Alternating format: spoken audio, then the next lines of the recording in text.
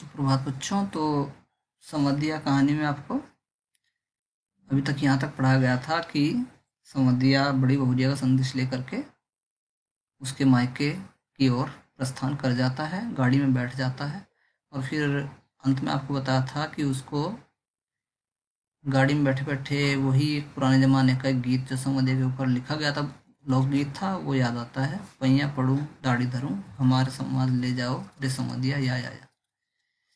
तो अब उसके बाद आते हैं बड़ी बहुरिया के संवाद का प्रत्येक शब्द उसके मन में कांटे की तरह चुभ रहा है। बड़ी बहुरिया ने अपना जो संवाद दिया था उसमें आपने देखा था कि कितनी भावुकता बड़ी बहुरिया के मन में थी, जिसमें वो संदेश उसने संवादवाहक को दिया, संदेशवाहक को दिया। तो इसलिए क्योंकि ऐसा करुण संदेश लेकर के कभी ये संवदिया गया नहीं था, जिसमें इतना दर्द हो, इतनी पीड़ा हो, उस तरह का संदेश कभी लेके गया नहीं था। इसलिए बड़ी बहुरिया के संवाद का प्रत्येक शब्द, एक एक शब्द उसके मन में कांटे की तरह चुभ रहा है। किसके भरोसे यहाँ रहूंगी, एक नौकर था वह भी कल भाग गया, गाय खूंटे से बंधी भूखी प्यासी हिकर रही है, मैं किसके लिए इतना दुख झेलूं। तो ये अंतिम वाक्य बड़ी बहुरिया के थे, जो संदेश देते समय उसने कहा था संवदिया से, हरगोविंद से। तो ये एक एक शब्द संवादवाहक हरगोविंद के हृदय में कांटे की तरह चुभ रहे थे।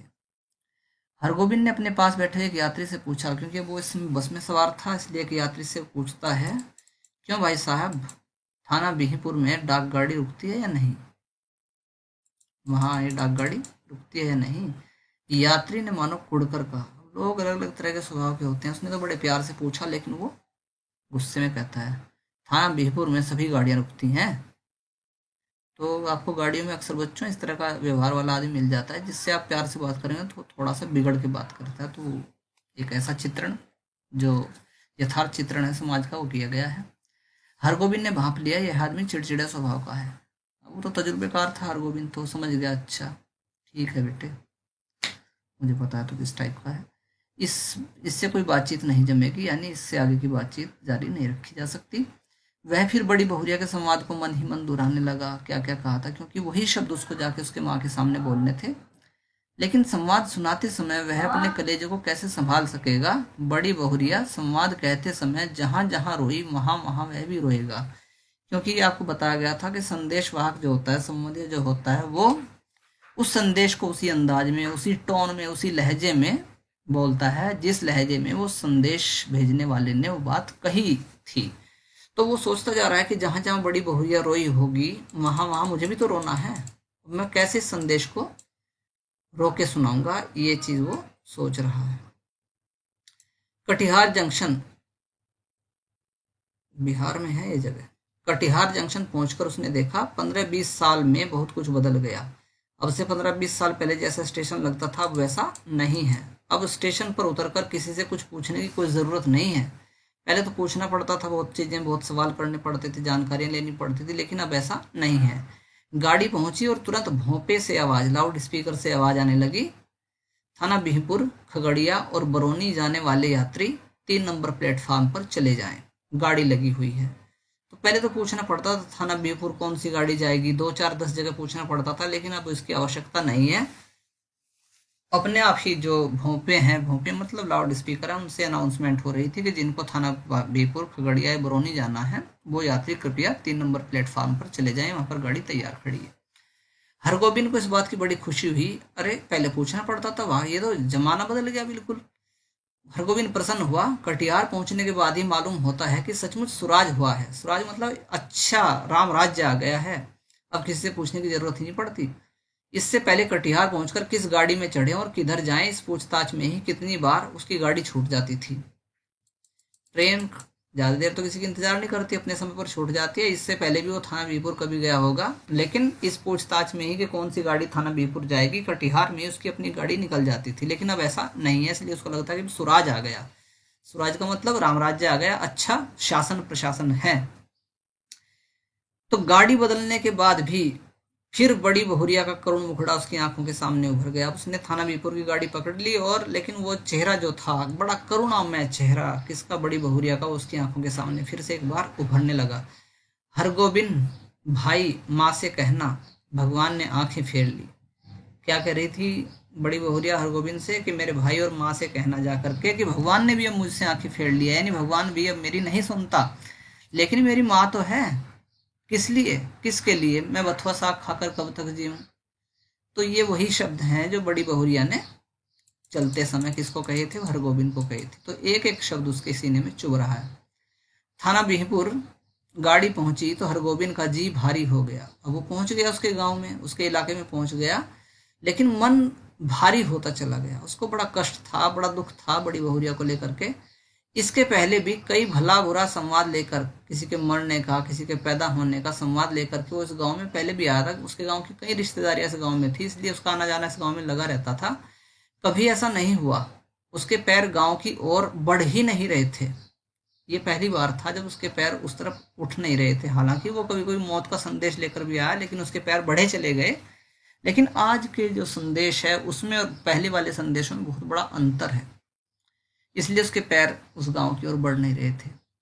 इस पगडंडी से बड़ी बहुरिया अपने मैके लौट आवेगी। वो जिस रास्ते से चलता है उस रास्ते में चलता हुआ महसूस करता है कि इसी रास्ते से हमारे गांव की जो बड़ी बहुरिया है वो अपने मायके लौट के वापस आ जाएगी, गांव छोड़कर चली जाएगी, फिर कभी नहीं आएगी और शायद उसके बाद अपने मायके से वापस अपने ससुराल में यानी मेरे गांव में कभी नहीं आएगी। तो हरगोबिंद को इस चीज़ का बहुत ज़्यादा आघात, बहुत ज़्यादा दुख पहुंचता है कि फिर क्या होगा, कैसे होगा। हरगोबिंद का मन कलपने लगा। दुखी मन से कहता है वो, तब गांव में क्या रह जाएगा। जब बड़ी बहुरिया ही गांव छोड़ देगी तो फिर गांव में कौन रहेगा, क्या रहेगा। गांव की लक्ष्मी ही गांव छोड़ के जाएगी। लक्ष्मी इसलिए कहा गया क्योंकि उस बड़ी बहुरिया के कारण ही उस गांव के लोगों को एक जमाना था जब रोटी नसीब होती थी। वो उस गांव की लक्ष्मी थी। जैसे ही वो उस गांव में आई थी तब से अपने पूरे ग्रामीण जो इलाका है उसके गांव के जो रहने वाले हैं, वासी हैं, उनका बड़ा ध्यान रखती थी। तो वो गांव की लक्ष्मी क्या है, वो घर छोड़ के, गांव छोड़ के चली जाएगी। किस मुंह से वह ऐसा संवाद सुनाएगा, कैसे कहेगा कि बड़ी बहुरिया बथुआ साग खाकर गुजारा कर रही है। वो बड़ी बहुरिया जिसके पास नौकरों चाकरों की कोई कमी नहीं थी, जिसके पास धन ऐश्वर्य संपदा की कोई कमी नहीं थी, आज वही बड़ी बहुरिया कैसे अपना दिन काट रही है, बथुआ साग खा के दिन काट रही है। कैसे इस संदेश को उसकी माँ तक सुनाएगा, ये उसकी हिम्मत जवाब दे रही थी। सुनने वाले हरगोबिंद के गांव का नाम लेकर थूकेंगे। जब उस गांव के लोग सुनेंगे, अरे अरे वो इतनी अच्छी लड़की और उस गांव में आज इतने कष्ट झेल रही है, तो उसके गांव के नाम पर लोग थूकेंगे, कैसा गांव है जहां लक्ष्मी जैसी बहुरिया भी दुख भोग रही है। ये सब बातें हरगोबिंद के मन में बार बार उठ रही हैं। अनिच्छा पूर्वक हरगोबिंद ने गांव में प्रवेश किया। उस गांव में पैर रखने का मन नहीं था, लेकिन मजबूरी थी, संदेश तो पहुंचाना था। हरगोबिंद को देखते ही गांव के लोगों ने पहचान लिया। ओह, जलालगढ़ गांव का संवादिया, आ जा भाई, न जाने क्या संवाद लेकर आया है, बहुत दिन बाद आया है, पता नहीं क्या संदेश लेकर आया है। राम राम भाई, लोगों ने उसको राम राम की। कहो कुशल समाचार ठीक है ना, कोई शुभ समाचार लेके आए हो ना भैया। राम राम भैया जी, भगवान की दया से आनंदी आनंदी है, सब ठीक ठाक है। उधर पानी बूंदा पड़ा है, लोगों ने पूछा। हाँ, बारिश बारिश, क्योंकि पहले जब लोग मिलते थे ना तो वही अपना कृषि केंद्रित सवाल ही पूछे जाते थे। हाँ भाई, फसल अच्छी खड़ी है, बारिश बारिश हुई है नहीं हुई है, गांव में गाय भैंसे ठीक ठाक हैं, तो इस तरह से कृषि केंद्रित ही सवाल होते थे। वही पूछा गया कि उधर पानी बूंदा पड़ी है। बड़ी बहुरिया के बड़े भाई ने हरगोबिंद को नहीं पहचाना। हरगोबिंद ने अपना परिचय दिया, बताया अपने बारे में कि मैं वो हूँ। तो उन्होंने सबसे पहले अपनी बहन का समाचार पूछा, दीदी कैसी है। जैसे भाई को पता लगता है कि हो संबंधिया तो मेरी दीदी के गांव से आया है, तो पूछता है मेरी दीदी कैसी है। भगवान की दया से सब राजी खुशी हैं, हरगोबिंद ने बताया। मुंह हाथ धोने के बाद हरगोबिंद की बुलाहट आंगन में हुई, क्योंकि जो संदेश दिया जाता था वो पूरे परिवार के सामने डिस्क्लोज किया जाता था। ये इस तरह की कल्चर, समाज उस तरह का था। तो मुंह हाथ धुलाए उसके और फिर उसको आंगन में बैठा दिया। हाँ भाई आजा हरकारे, आजा, बता क्या संदेश है। अब हरगोबिंद कांपने लगा, उसका कलेजा धड़कने लगा। ऐसा तो कभी नहीं हुआ, अब से पहले जितने संदेश लेकर आए, चाहे वो सुख के थे या दुख के थे, कभी किसी संदेश को लेकर के उसका दिल टूटा हुआ नहीं था, लेकिन आज कलेजा धड़क रहा था। बड़ी बहुरिया की छलछलाई हुई आंखें, सिसकियों से भरा हुआ संवाद। उसने बड़ी बहुरिया की बूढ़ी माता को पांव लागी की पैर छुए। बूढ़ी माता ने पूछा, कहो बेटा क्या समाचार है, क्या समाचार लेकर के तुम आए हो। तो ये घर का दृश्य आप देख रहे हो, बहू भी है और सास भी है। उसके पश्चात भी यहाँ आते हैं। माई जी आपके आशीर्वाद से सब ठीक है। माई जी कोई संवाद, पूछती है माँ। किससे? हर कार्य से। कोई संवाद लेके आए हो, कोई संदेश लेके आए हो? हैं? संवाद? जी संवाद तो कोई नहीं है। अब बेचारा वो क्योंकि तैयार नहीं था, वो मेंटली प्रिपेयर्ड नहीं था, इसलिए उसके मुख से क्या निकल गया, नहीं नहीं कोई समाचार नहीं लाया। मैं कल सिरसिया गांव आया था आपके पास के पड़ोस में, तो सोचा कि एक बार आपसे लोगों का दर्शन कर लूं। तो बूढ़ी माता हरगोबिंद की बात सुनकर कुछ उदास सी हो गई। क्यों? वो माँ थी, उसको लग रहा था कि मेरी बेटी ने कोई ना कोई तो संदेश भेजा होगा, लेकिन कोई संदेश नहीं। जब उसने कहा हर कार्य ने कि कोई संदेश नहीं है, तब उसको बड़ा दुख, बड़ी उदासी माँ को हुई कि मेरी बेटी ने मेरे लिए कम से कम एक शब्द भी नहीं भेजा। तो तुम कोई संवाद लेकर नहीं आए हो? माता ने कहा। अरे कोई कोई भी संदेश नहीं लेकर आया क्या तू?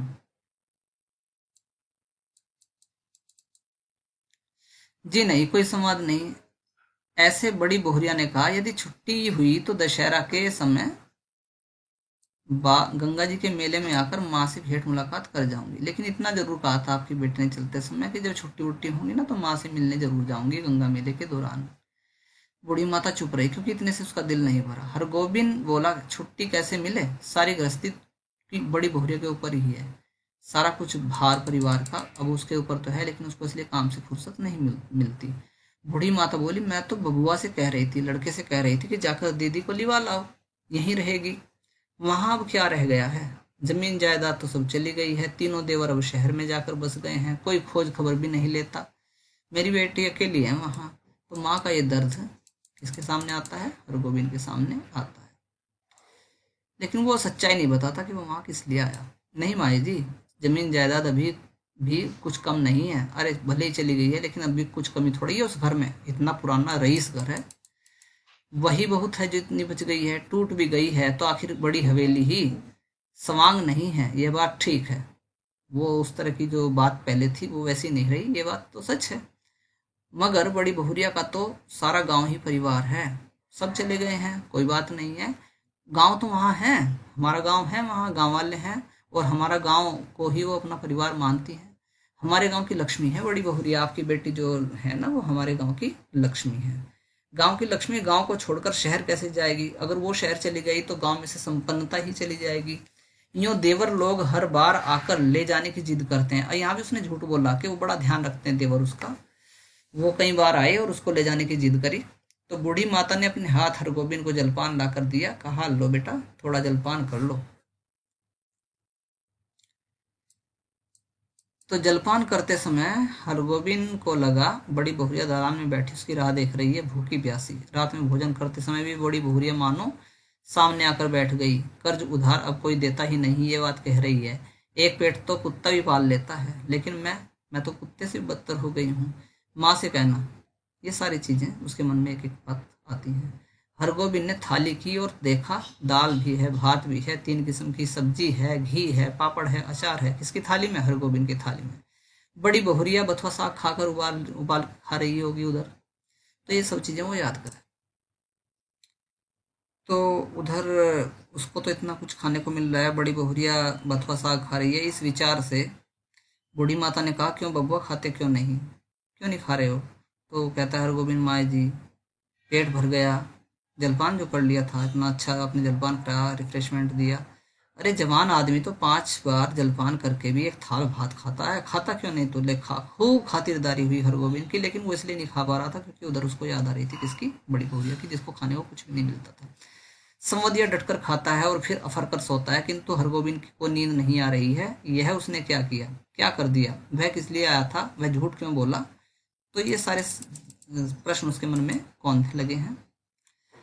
नहीं, सुबह उठते ही वह सब बूढ़ी माता को बताएगा, बड़ी बहुरिया का सही संवाद सुना देगा अक्षर अक्षर। माई जी आपकी इकलौती बेटी बहुत कष्ट में है, आज ही किसी को भेजकर उसको बुलवा लीजिए, नहीं तो वह सचमुच कुछ कर बैठेगी। इस तरह की बात वो रात भर सोचता रहा। आखिर किसके लिए वह इतना सहेगी? बड़ी बहुरिया ने कहा है, भाभी के बच्चों की जूठन खाकर वह एक कोने में पड़ी रहेगी। तो इस तरह से उसको रात भर नींद नहीं आती है। बच्चों आज इतना ही, धन्यवाद।